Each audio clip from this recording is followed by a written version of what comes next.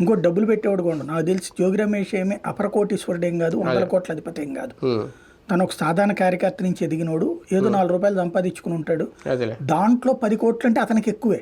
అంతే మామూలుగా ఇవాళ ఉన్నటువంటి లీడర్ లెక్కనైతే 10 కోట్లు చాలా చీఫ్ అనిపిస్తుంది, కానీ ఇతని దృష్టిలో 10 కోట్లు అనేది చాలా ఎక్కువే. నాకు అవగాహన ఉన్నంత వరకు అతని ఆర్థిక పరిస్థితి రీత్యా చూస్తే కనుక. అట్లాంటి వ్యక్తికి ఓ స్థలం తక్కువకి వస్తుంది అందులో విజయవాడలో అన్నప్పుడు తీసుకోవడం తప్పు అనుకోను నేను.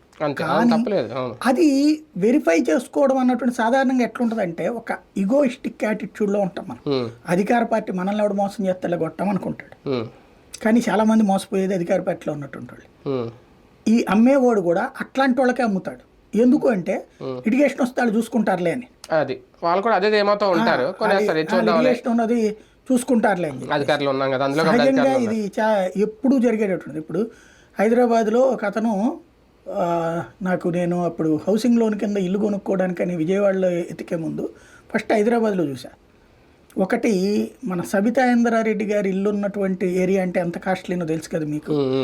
ఆ పక్క రోడ్లోనే 42 లక్షలకి ఫ్లాట్, 2.5 బెడ్రూమ్.